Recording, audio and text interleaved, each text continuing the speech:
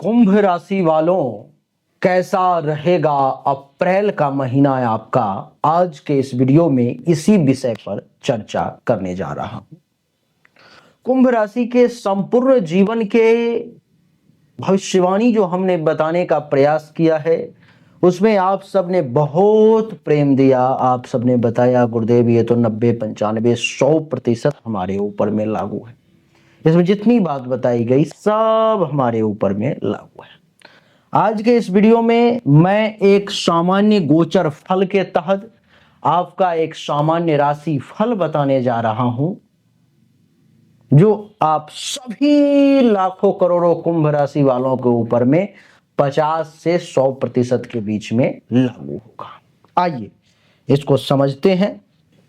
गौर से देखें तो इस कुंडली में इस समय में काल सर्प नाम का दोष भी बन रहा है, जिसके कारण से इस महीने में कुंभ राशि वाले जातक को काल सर्प दोष के कारण बहुत उतार चढ़ाव परेशानी का सामना करना पड़ेगा। इतनी आसानी से कोई काम हो जाए ऐसा संभव होता हुआ दिखाई नहीं दे रहा है। यानी कि काल सर्प दोष के कारण हर काम में रुकावट और बाधा के योग दिखाई दे रहे हैं। आइए एक एक करके अच्छे से एक्सप्लेन करने का प्रयास करता हूं, आपको बताने की कोशिश करता हूं कि कैसा रहेगा आपका अप्रैल का महीना।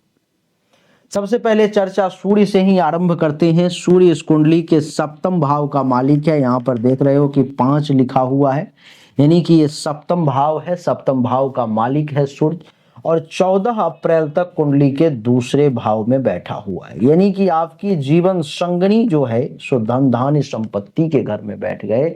यानी कि जीवन साथी के सपोर्ट से इस समय में आपको 14 अप्रैल तक धन धान्य संपत्ति में वृद्धि का योग बन गया। जीवन साथी का आपको अच्छा खासा साथ मिलने का योग बन गया। आपके काम और वासना की पूर्ति का योग 14 अप्रैल तक बन गया। दैनिक रोजगार व्यवसाय की अगर मैं बात करूं तो आपके लिए दैनिक रोजगार व्यवसाय का भी अच्छा चलने का योग बन गया, जिस दैनिक रोजगार व्यवसाय के तहत आप बढ़िया पैसा भी बना सकते हो। देवी और सज्जनों, आपकी जानकारी के लिए मैं बता दूं तो ये सप्तम भाव जो है सो आपके पार्टनरशिप का भी है। किसी के साथ अगर आपका कोई कारोबार पार्टनरशिप में भी है तो 14 अप्रैल तक याद रखना कि वो ठीक रहेगा, अच्छा रहेगा। उस पार्टनरशिप से भी आपको अच्छा खासा लाभ मिलेगा। 14 अप्रैल के बाद जब सूर्य देवता कुंडली के तीसरे भाव में आ जाएंगे, उच्च के हो जाएंगे। मेष राशि में सूर्य देव उच्च के हो जाते हैं। कोई भी ग्रह जब उच्च का हो जाए या अपने घर में आ जाए तो उससे ज्यादा पावरफुल, उससे ज्यादा ताकतवर कोई नहीं रहता। वो अपने क्षेत्र में रहता है, अपना मजबूती उसके पास में रहती है।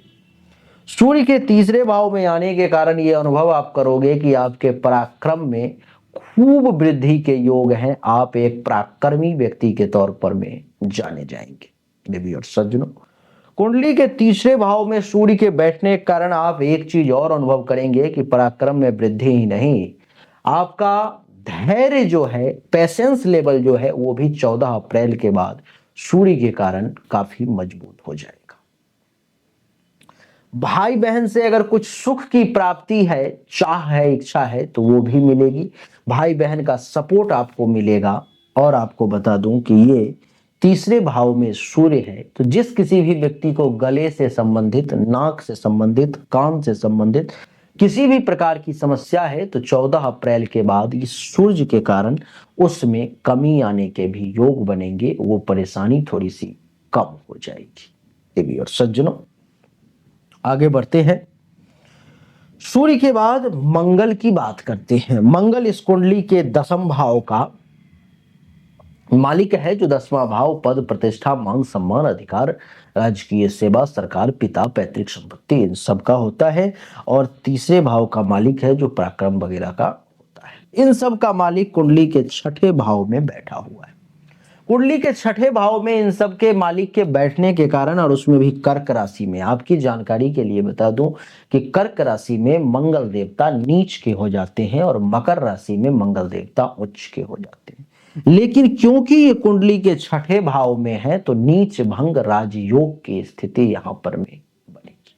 देवी और सज्जन, नीच भंग राजयोग के कारण क्या होगा कि यहां पर में जो लोग नौकरी से परेशान थे, जिनको नौकरी नहीं मिल रही थी, नौकरी में किसी भी प्रकार के समस्या का जो है सो योग बन रहा था, उनके नौकरी की परेशानी इस महीने में समाप्त हो जाएगी अगर वो कुंभ राशि के हैं तो। इतना ही नहीं, नीच भंग राजयोग बन रहा है यहां पर में कुंडली के छठे भाव में देवी और सज्जनों। तो जो लोग दुश्मनों से बहुत परेशान थे, जिनको दुश्मन ज्यादा परेशान कर रहा था, उनको अप्रैल के महीने में दुश्मन पर में विजय हासिल करने का, दुश्मन पर में जय हासिल करने का शत्रुहंता योग बन रहा है, दुश्मन के नाश का योग आपके लिए बन रहा है। देवी और सज्जनों, आपकी जानकारी के लिए मैं बता दूं कि जो लोग इस समय में बीमारी से ज्यादा परेशान थे, रोग ज्यादा डैमेज करने का प्रयास कर रहा था, उन सभी लोगों को ये मंगल उस रोग से सुरक्षा प्रदान करने की कोशिश करेगा। इतना ही नहीं, ये मंगल जो बैठा हुआ है यहां पर में काम धंधा का मालिक है, काम धंधा में भी राजयोग की स्थिति को उत्पन्न कर रहा है, नीच भंग राजयोग। तो काम धंधा के ग्राफ में भी वृद्धि देखने को मिलेगी, काम धंधा भी अच्छा चलेगा। हो सकता है कुछ लोग आपके मान सम्मान पद प्रतिष्ठा में चोट पहुंचाने की कोशिश करें, हो सकता है कुछ लोग आपको तोड़ने का प्रयास करें, हो सकता है कुछ लोग आपको बर्बाद करने की कोशिश करें, लेकिन वो कुछ नहीं बिगाड़ पाएंगे, बाल बाका भी आपका नहीं कर पाएंगे। देवी और सज्जनों, मंगल के बाद बुध की अगर बात करें तो बुध कुंडली के दूसरे भाव में नीच के बैठे हुए हैं। बुध इस कुंडली के पंचम भाव के और अष्टम भाव के मालिक है। नीच का बुध दूसरे भाव में, यानी कि संतान जो है आपका कुछ धन का नुकसान कर सकता है, पैसे की बर्बादी कर सकता है, संतान के कारण आप थोड़े से परेशान हो सकते हो, संतान के हेल्थ वाइज इशू भी देखने को मिल सकते हैं, संतान के कारण कुछ आपका इस महीने में दिमाग डिस्टर्ब रह सकता है।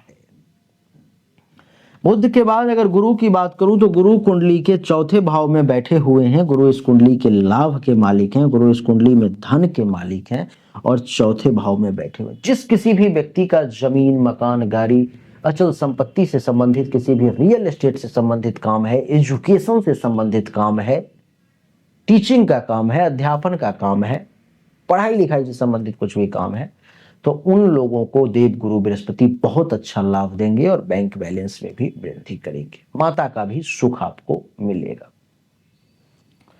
शुक्र की अगर बात करें तो शुक्र उच्च के कुंडली के दूसरे भाव में है। शुक्र कुंडली के भाग्य का मालिक होकर के उच्च के हो गए, यानी कि भाग्य का खूब साथ मिलने वाला है। भाग्य भरोसे देखेंगे कि बड़ा से बड़ा काम होता हुआ चला जाएगा, आपको पता ही नहीं चलेगा कि आखिर कैसे ये सब होता चला जा रहा है। दिन दोगुना रात चौगुना वृद्धि होती हुई नजर आ रही है आपके लिए, यानी कि ये शुक्र जो उच्च का हुआ है सो भाग्य का खूब साथ दिलवाएगा और सुख का भी मालिक है जो उच्च का हुआ है, तो सुख में भी खूब वृद्धि के योग आपके लिए बनते हुए नजर आ रहे हैं। देवी और सज्जन, शनि की अगर बात करूं तो शनि तो स्वयं इस कुंडली का मालिक है, जो कुंडली के दूसरे भाव में आ रहा है, यानी कि शनि स्वयं धन धान्य संपत्ति के घर में आ रहा है।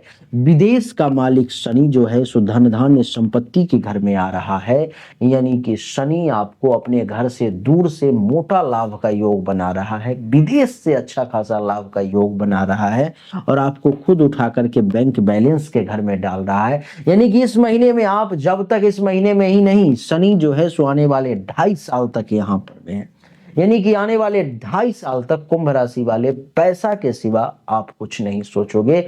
आपके दिमाग पर में शनि का इतना प्रभाव रहेगा कि पैसा पैसा पैसा पैसा चाहिए, चाहे जहां से भी हो, लेकिन पैसा आना चाहिए। इसके लिए आप पूरा अपना जी जान लगा दोगे, पूरी ताकत झोंक दोगे आप। शनि के बाद अगर मैं राहु की बात करूं तो राहु कुंडली के दूसरे भाव में ही, मीन राशि में ही बैठा हुआ है, जिसके कारण से अनुभव करोगे कि वाणी में थोड़ा सा, जब जब राहु प्रभावी होगा तो बहुत करबे बोलोगे, इतना करबे बोलोगे कि लोगों के दिल पर में बड़ा चोट कर दोगे आप। कई बार आपकी वाणी में रहस्यमयी और मायावी शब्द का प्रयोग होगा जो लोग समझ ही नहीं पाएंगे कि ये आखिर क्या कह रहा है। केतु की अगर बात करूं तो केतु कुंडली के अष्टम भाव में है, जो आपको ज्योतिष, तंत्र, मंत्र, शोध, रिसर्च, ज्ञान विज्ञान का जो मिस्टीरियस चीजें हैं, रहस्यमयी चीजें हैं, उन सब के तरफ सीखने के लिए आपको प्रोत्साहित करेगा। आप वो सब जानने और सीखने का प्रयास करेंगे केतु के कारण।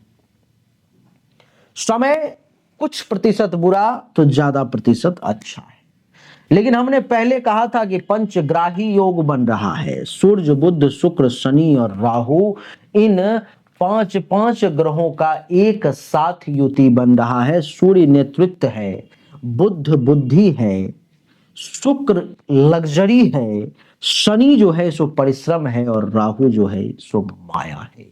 इन सब का एक साथ जब योग बनता है देवी और सज्जनों, और वो भी कुंडली के दूसरे भाव में, तो कहते हैं कि वाणी बहुत प्रभावशाली हो जाती है, बहुत प्रभावशाली हो जाती है। लेकिन कभी कभी कटु भाषा का भी उपयोग हो जाता है। अचानक से धन के लाभ का योग बनता है, रैंडम कहीं ना कहीं से जो है आपके पास में मोटा बड़ा पैसा आने का योग रहता है। आप देखो ना कि लीडरशिप क्वालिटी, बुद्धि, लग्जरी यानी कि भोग विलास, परिश्रम और माया, इन पांच चीजों का जब किसी व्यक्ति के ऊपर में दूसरे भाव में अगर मिश्रण हो जाए, एक संयोग बन जाए, तो इसका क्या अर्थ होगा? इसका अर्थ यही होता है देवी और सज्जनों कि किसी भी हालत में अपने को पैसा चाहिए, उसके लिए आप कुछ भी करोगे, जी जान लगा दोगे। बहुत हुआ लाज, बहुत हुआ एहसान लेना, बहुत हुआ बर्दाश्त करना, अब उन सब बेड़ियों को तोड़ करके आप आगे निकल जाओ।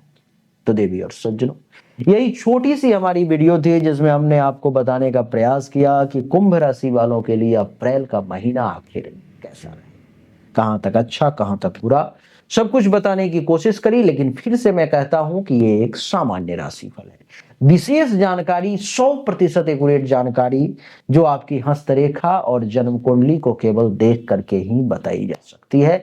अगर आपको वो चाहिए जानकारी तो सामने दिए गए व्हाट्सएप नंबर पर मैसेज करें, जो शुल्क है जमा करें और जानकारी प्राप्त करें।